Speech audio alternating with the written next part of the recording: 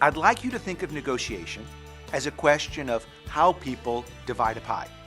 You can think of the pie as a Boston cream pie, a lemon meringue, a cherry pie. The pie is going to be our image of what people are negotiating over. It's what's at stake. To illustrate what I mean, let's start with a situation where there are two parties, Abe and B, and they have something of size 9 to divide up, if they can agree. Were these two to be your stereotypical negotiators, you might expect things to go down as follows. Abe says, "I want the whole amount," and B responds, "No, I want the whole amount." Naturally, that's what they each want, but that's not really an argument. Each claim for the pie is equally valid or equally invalid. I think negotiation should be done using principled arguments. Simply asking for the whole pie isn't a principle. I want you to think of negotiation as more like a math problem than a tug of war.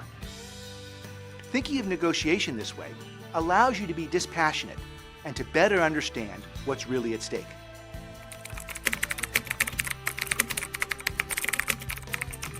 Our first goal is to understand what the pie is. We'll stick with the example where Abe and B together can create something of size 9. Of course, the negotiation might not be successful. Thus, we also have to ask, what happens if this negotiation fails? In that case, Abe and B will go out and do something on their own. If Abe goes out on his own, we'll imagine he can create a pie of size 1 without any help from B.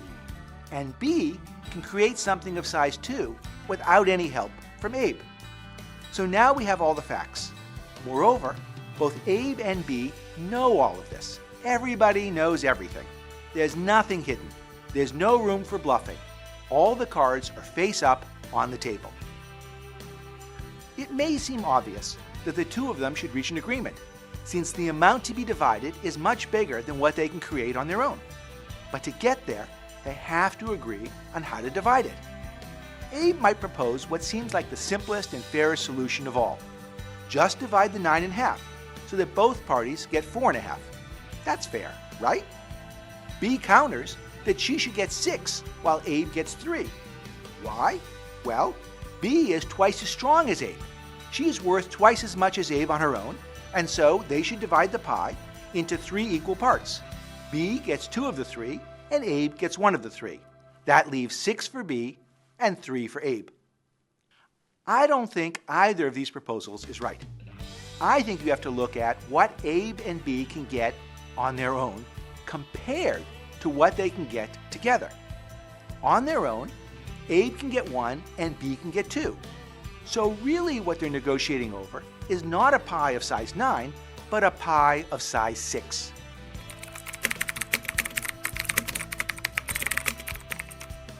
Why is that?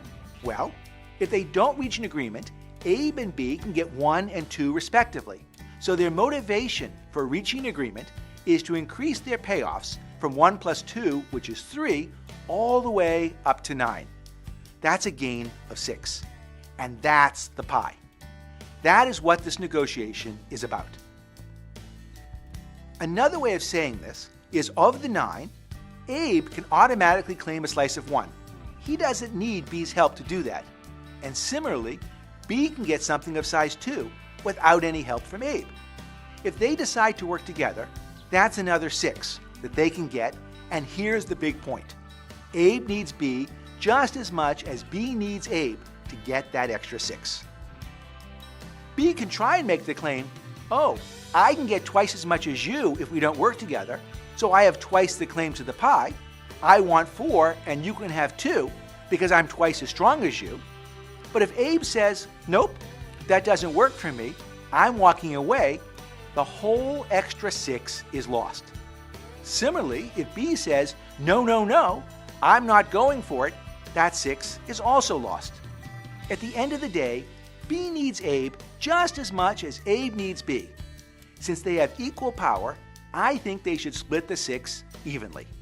The real pie, the real negotiation, is about how to split that 6. When the two sides realize they're in a perfectly symmetric position, the 6 ends up getting split evenly, 3 and 3. What that means is Abe gets the 1 on his own, plus another 3 from the 6, or 4 in total, and B gets 2 on her own, plus another 3 from the 6, for 5 in total. Now this example is simple, in the sense that there's no uncertainty. Everybody knows what they're negotiating over, but it highlights the fundamental point that underlies all negotiation. What is the pie? Why are we having the conversation? What's at stake? In the real world, no one's going to say to you, you see this? This is the pie.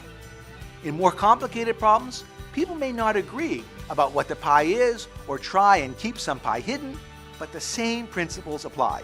Indeed, the more complicated the problem, the more important it is to have a principle.